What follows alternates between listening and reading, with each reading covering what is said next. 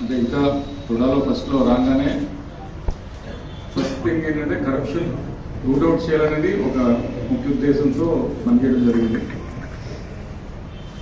Corruption అనేది రెండు రకాలుగా అక్కడ నాకైతే కనిపించింది కూడా సంవత్సరం కాలం పాటు ఉన్నాం కాబట్టి, ఒకటి పర్మిషన్స్ ఎక్కడైతే మనకు పర్మిషన్స్ ఉంటాయో అక్కడ ఆటోమేటిక్గా కొంతవరకు కరప్షన్ అనేది కనిపిస్తుంది. అది వాస్తవం, ఎవరో కాదనలేము. అయితే ఆ క్వాంటమ్ ఆఫ్ కరప్షన్ చూసినట్లయితే గత ప్రభుత్వంలో ఒక చైర్మన్ గారు కానీ డీసీ గారు కానీ కింద అధికారులందరూ కూడా ఒక అంటే ఎలిగేషన్ అనుకోండి, లేకపోతే ప్రజలు అనుకునేది అనుకోండి, ప్రతి ఒక్కరూ కూడా ఒక గ్రూప్గా ఫామ్ అయ్యి ఒక సిస్టమిక్ కరప్షన్ అనేది చేసినట్టుగా అంటే అభియోగం అనుకోండి, లేకపోతే చాలా మందికి తెలుసు ఓపెన్గా. రెండో అంశం, ఒక కాంట్రాక్ట్ ఇచ్చే అదే మనం గొడవలో అనేక కార్యక్రమాలు చేపడతాం. అవి ప్రొజెక్ట్స్ ఇచ్చే క్రమంలో రేట్స్ హైక్ చేయడము, లేకపోతే ఆ విధంగా ప్రొక్యూర్మెంట్లో కరప్షన్ అనేది కొంతవరకు ఉంది. అయితే ఈ పర్మిషన్స్ ఎప్పుడైతే ఇస్తామో నేచర్ ఆఫ్ ది బీస్ట్ మీరు ఒకసారి డీటెయిల్స్లోకి వెళ్ళి చూస్తే కరప్షన్ అనేది ఒక లేఅవుట్ పర్మిషన్ అనుకోండి, ఫర్ ఎగ్జాంపుల్ ఏదో ఒక లొసుకుంటుంది దాంట్లో. అంటే ఒక రోడ్డు ఎక్కువ వేసేది కొంచెం సన్నగా వేయడమో, లేకపోతే ఎక్కువ రాబట్టుకోవడానికి కొంత రూల్స్ ఇటు అటు డిస్క్రిప్షన్లో వారు చేయడమో ఏదో జరుగుతుంది. ఈ ఆఫీసర్ అడగకముందే మన రియల్ ఎస్టేట్ చేసుకునే వ్యాపారే బాబు నేను ఎంత చేస్తాను మీరు నాకు చేసేదని చెప్పేసి అప్రోచ్ అవుతారు. అంటే జనరల్గా చెప్తున్నాం ఓపెన్గా మీ అందరూ. ఇది ఆఫ్ చేయడం ఎవరికి బహుశా శాంతి పడదేమో అని చెప్పేసి నా అనుమానం. ఏది కొల్యూషన్ ఉన్నప్పుడు మీరే ఇష్టపడి వారిని అడిగి ఆయన కూడా ఇష్టపడి ఇద్దరు కలిసిపోతే ఇంక పై అధికారి ఏం చేసినా కింద అధికారి ఏం చేసినా ఏమి దాంట్లో అవ్వట్లేదు. రెండో అంశం, ఈ సిస్టమిక్ కరప్షన్ అయితే మీకు కనిపించదు. అదైతే నేను హామీ ఇవ్వగలుగుతాను. As a chairman of RUDA నేను ఒక్క రూపాయి కూడా ఎవరన్నా నేను కరప్షన్ చేస్తానని మీరు నాకు చెప్తే మరుక్షణం నేను రిజైన్ చేసి పడేస్తాను. నాకు అసలు దాని అంటే మీకు మీ ఫీడ్బ్యాక్ కూడా నాకు చెప్పచ్చు.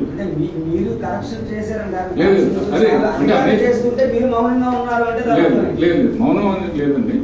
సో దీన్ని మనం వీసీ గారు కూడా వెరీ ఆనెస్ట్ పర్సన్, ఆయన కూడా అసలు జీరో కరప్షన్ పర్సన్. మేము నిర్ణయించుకున్నది ఏంటంటే ఏవైనా చిన్న అనుమానం వస్తే మనకి రియల్ ఎస్టేట్ వ్యాపారం నుంచి కానీ పర్మిషన్ అప్లై చేసుకున్న వారి నుంచి కానీ ఎవరైనా మనకు చిన్న మాట చెప్తే ఇమీడియట్గా సస్పెండ్ చేసేస్తాం ఎంప్లాయీస్ ఎవరైతే ఇది తీసుకున్నారనేది మేము నిర్ణయంకి వచ్చాము. కానీ నేను ఇందాక చెప్పిన విషయంలో మీకు చెప్పేది ఏంటంటే కంప్లైంట్ చేసే వ్యక్తి ఇప్పుడు వరకు ఒకరు కూడా లేదు. మాతో బయట చెప్తారు తప్ప కంప్లైంట్ చేయండి నేను యాక్షన్ తీసుకుంటాను నేను పేరంటే కంప్లైంట్ చేసే వాళ్ళు ఒకరు కూడా లేదు. ఎందుకంటే వాళ్ళు భయం. మళ్ళీ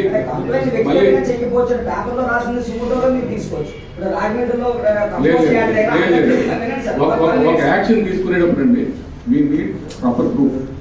ప్రతి ఒక్కరు కూడా వాళ్ళు ఎంప్లాయీస్ అంటే నేను ఊరికే ఎవరు చెప్పారు కాకుండా తీసేసుకోలేను action.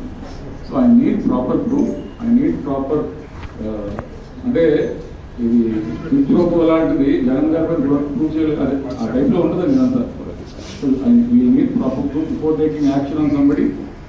You will need to go through the whole matter. So there is a clear intent. ఇది క్లియర్గా కరప్షన్ అయితే వీడ్ అవుట్ చేయాలని చాలా క్లియర్గా ఇంటెంట్ అయితే ఉంది.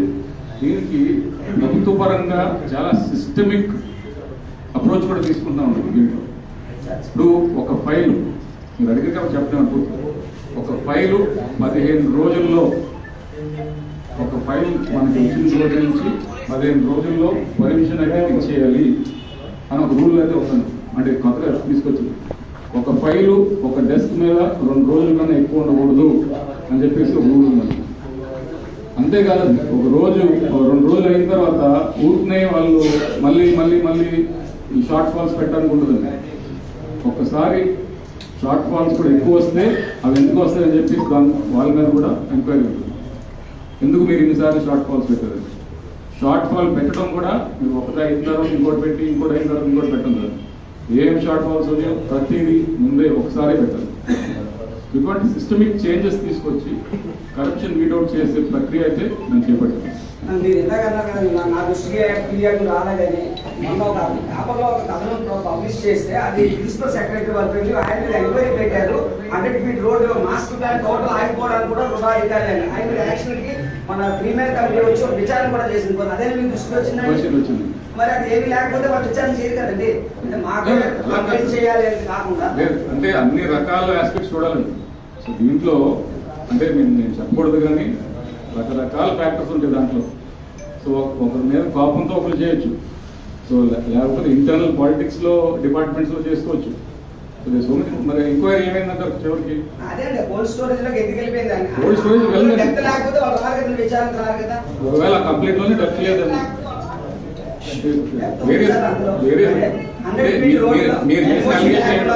మైన్స్ ఎన్ఓసి లేకుండా పర్యావరణ అనుమతులు లేకుండా కూడా వాళ్ళు తప్పుడుగా ధృవీకరణ చేసేసారని దాని మీద రాస్తే వాళ్ళు విచారణకు వచ్చారు.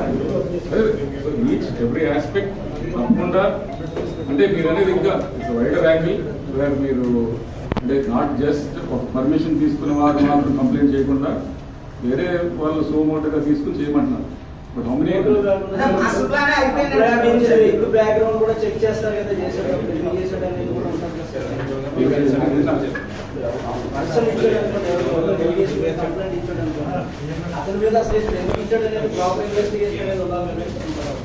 పర్సన్ కూడా ఎందుకు ఇచ్చారు మ్యాటర్ అంతా డెప్త్ లోకి వెళ్ళి అంటే ఎందుకు ఇచ్చారు ఏమి ఇచ్చారు అసలు సబ్జెక్ట్ ఏంటి అని చూడాలి. అది లేకుండా ఫర్దర్ స్టెప్ ఏంటంటే